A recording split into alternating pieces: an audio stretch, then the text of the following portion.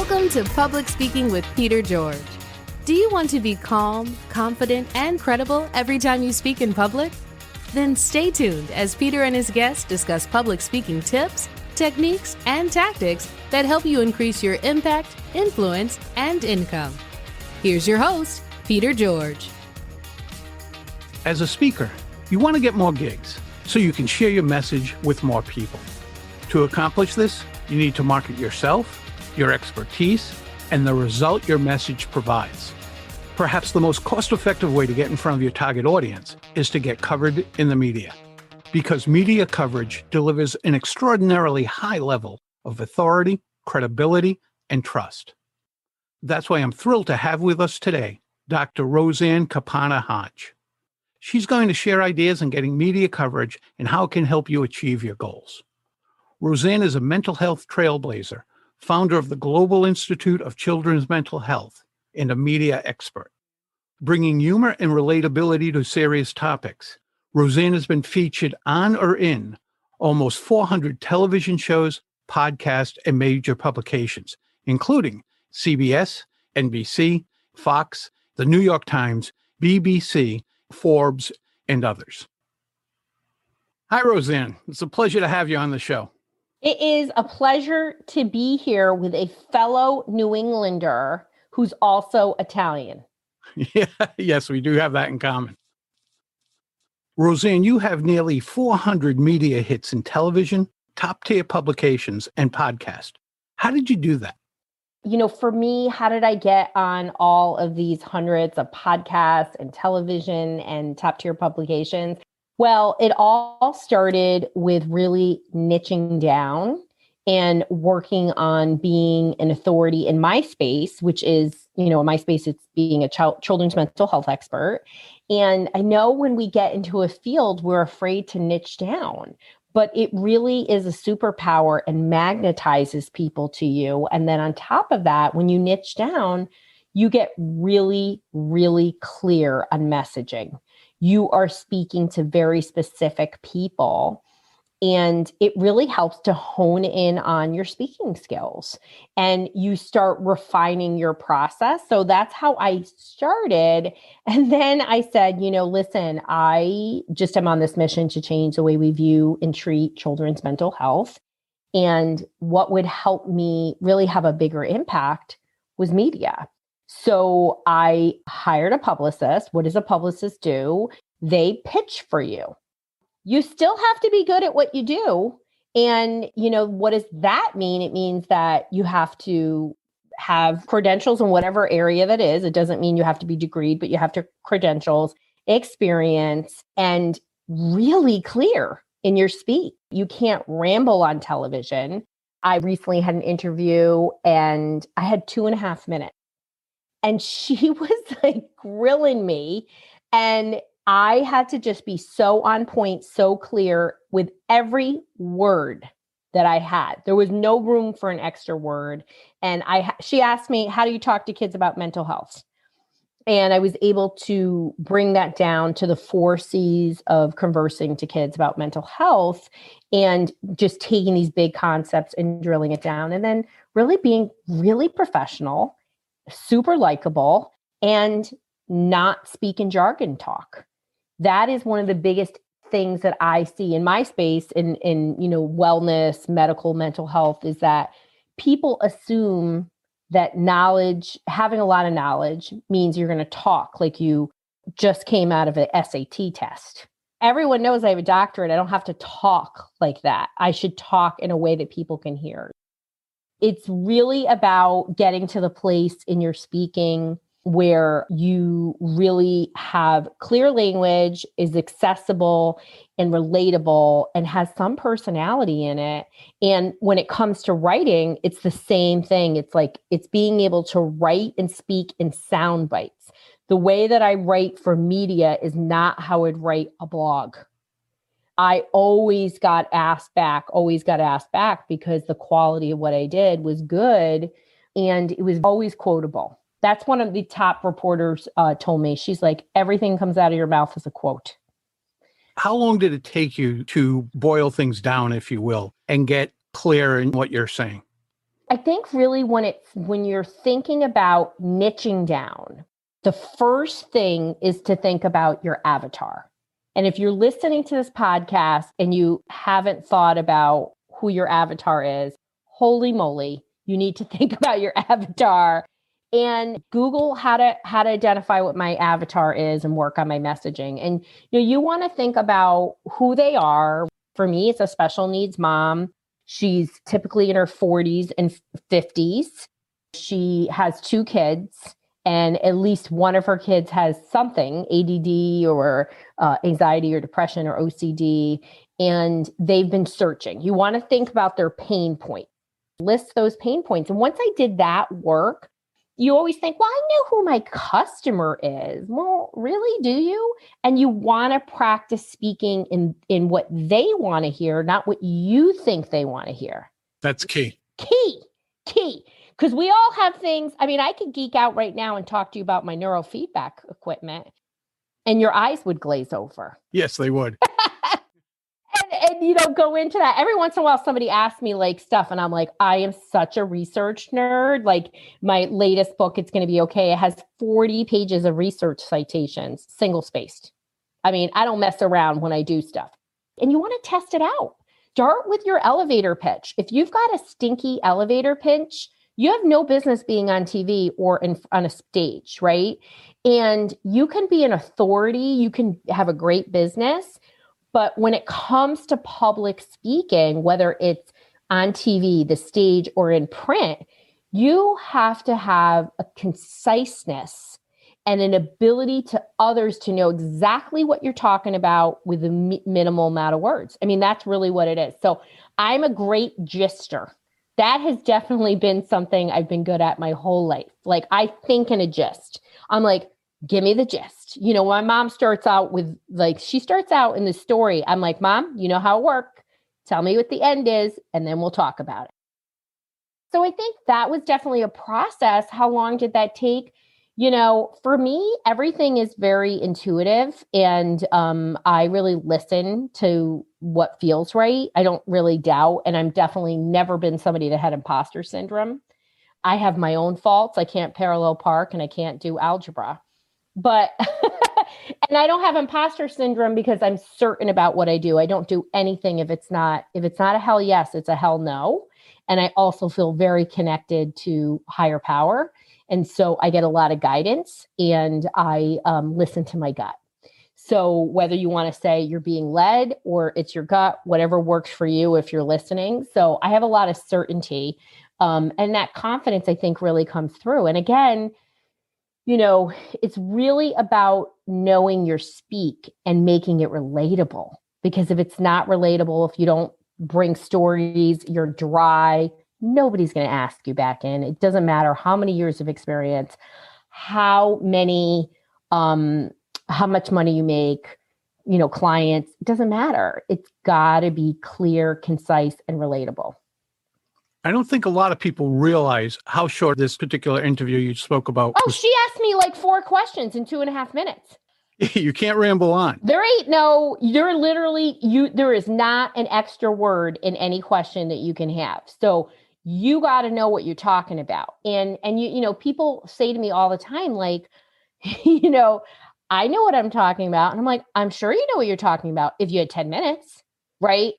But let me hear your 30-second elevator pitch. I mean, we do stuff. I'm in a business mastermind, and we do stuff like, give us your 30-second, boop, time's out. Sorry, that was stinky. You couldn't tell me what you do. So how are you going to get on in the media and do this? But this is teachable stuff. This is not, you can do this. And I think jargon speak. Yeah. Just talking in a very jargony kind of way. I feel like one of my biggest gifts, Peter, is that I work with a lot of kids. And, first of all, if you don't love working with kids, they're going to eat you alive. I would have to explain, I'm super into the brain and brain health. And I would explain the brain to a 2 and 3-year-old. So if you have to explain the biggest concept to a little kid, you get so good at breaking things down and making things so understandable. So I feel like for me, that was like a gift to be able to do that And I mean, when I was like in my, I was like 28 years old, I had a doctorate, those kids would make you sweat. They don't care, No, they'll eat you alive. They'll eat you alive. They'll be like, Dr. Capanna-Hodge, you've been married how long? How come you had no baby? Like they would say things to me and I'd be like, oh boy, kids, just because it came in your head doesn't mean it should come out of your mouth. Or they just speak, they just say, I appreciate it. But they definitely kept me on my toes and prepared me for this.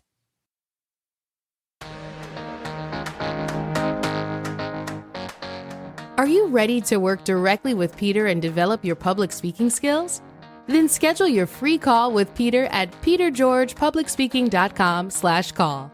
Again, that's petergeorgepublicspeaking.com/call for your personal coaching and support. Now back to Peter and his guest.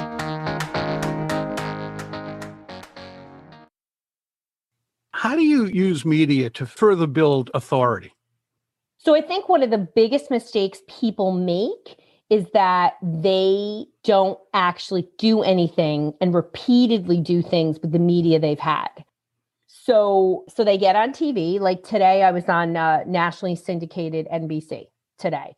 So that's going to go out to a lot. Like, I don't even know how many stations it's on. Plus, it's on the Peacock network. I can see it uptick in my book sales today, Peter. I'm super excited. Nice. The joys of Amazon. So they get on TV, they post it the one time and it's over, right? This is an authority builder, guys, right? You see that picture of me on CBS New York with Oprah. Just search my name, Dr. Roseann Capanna-Hodge. Number one picture is going to come up as a picture with me and Oprah. You need to use that to let people know that you are an authority at X, and this is street credibility for you. What's on the cover of my book? Forbes called me a thought leader in children's mental health. That is going to be on the cover of every book I write for the next few years. Carries a lot of weight. Carries a lot of weight. I didn't ask them for that. They said that. I was like, this is unbelievable. Put it on your website. Bring it back a few times in your newsletter. Send it out to your email list. This is not bragging, people. This is, and it's how you do it. It's how you bring it in there. Can that interview be of value to your clients? Because it should be. So bring it in and let people know you are an authority. You're on LinkedIn. Oh, it better be on your LinkedIn, on your highlights. It better be there. You're like, what do you mean there's highlights? Oh, there's a section in LinkedIn where you can have highlights to things. My social banner on Facebook is a banner of all the, like not all, but about 50 media outlets with a picture of me. It's unusual to have that many media hits. I might as well stand out, because what does that lead to? It leads to speaking opportunities for me, both on the stage, and I love working with corporations. So that's really, really important. Would you agree, Peter? Most definitely, because when they see that, the authority, the trust level, the confidence they have in bringing you in, which is always iffy. If someone doesn't know you, their job may or may not be on the line, but their own credibility might be on the line. And if that adds credibility to you, they're much more self-assured about taking the chance about bringing you in. And if you've been on TV or in some other way, you're speaking gigs, take the TV part, buy the video. You can go to tvclips.com, buy the video and post it on YouTube. If you've done speaking gigs, post clips of your speaking gigs on YouTube. Why? Because it's SEO'd, people, and other companies find you to hire you, or other media outlets. I get that all the time. And I have a lousy following on YouTube. It doesn't matter. You just need one good person to search it who wants to hire you. That's a great point. Broadcast media is considered the king in the media world. In your experience, Roseann, have you found that to be true, or other types of media as well? Yeah. So broadcast media, I do think there is sort of this belief that it is king because it's like a statusy thing. But I actually have found print media, because of the SEO factor, to bring way more opportunities my way. When I mean opportunities, I mean other media opportunities, paid opportunities. People look I don't want to say they think it's second fiddle print, but I'm here to tell you, no, and it's always so interesting, Peter, like what's going to be the print thing, right? That's going to be a big deal for you. Like, yeah, I was in the New York Times and I've been in the Washington Post, even in the print edition a few times. But I wrote this article that is about sensory issues for ADHD, and it goes through a series of products.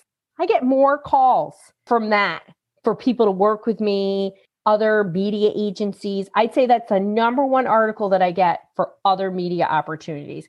So you just don't know. And it wasn't in a major publication, but they do a lot to SEO up their print. So don't underestimate the power of search engine optimization, people. Yeah, because they want to get eyes on their product. Yes. And that product just happens to contain you. Have me, right. Nice when life works out that way. It does. It's a mutually beneficial thing. What are some other tips you have for getting media coverage?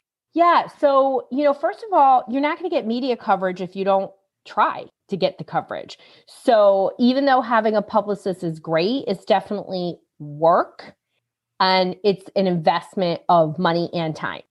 So you can do things like subscribe to HARO, HARO, which is Help a Reporter At, and they look every day, 2 times a day, they ask you to pitch certain topics.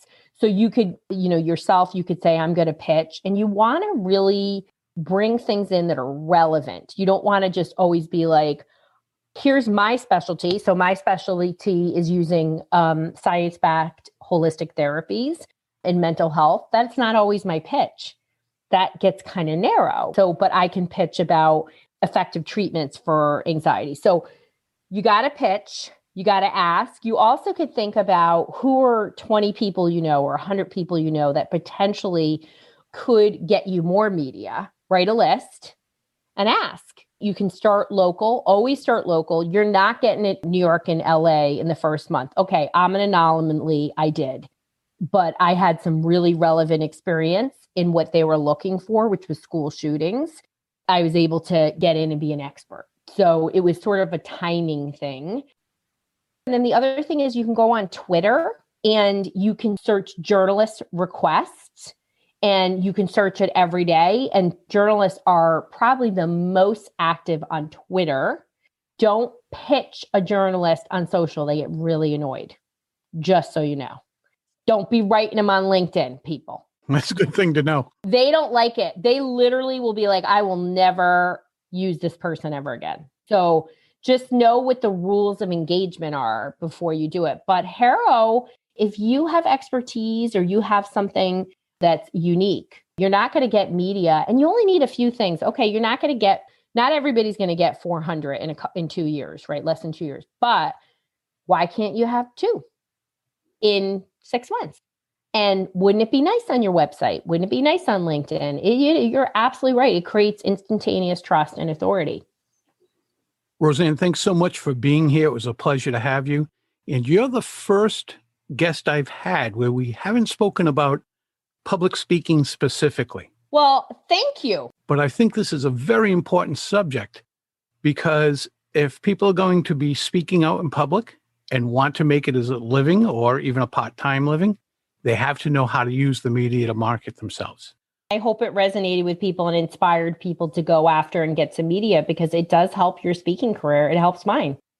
Where can they learn more about you? So I'm Dr. Roseann everywhere. So DrRoseann, and that's .com for my website, on Instagram, TikTok, because I like to think I'm funny, YouTube, and then on Facebook, it's Dr. Roseann Capanna-Hodge because somebody else said Dr. Roseann. Well, thanks so much. I appreciate it. Well, thanks to everybody and good luck on everybody's media. I can't wait to hear about all the ways you amplify your message and get more gigs. There you go. If you want to get more speaking gigs and share your message with more people, media coverage is key. So make it a powerful part of your marketing mix. That's a wrap of another episode of Public Speaking with Peter George. Be sure to rate, review, and subscribe wherever you listen to your favorite podcast.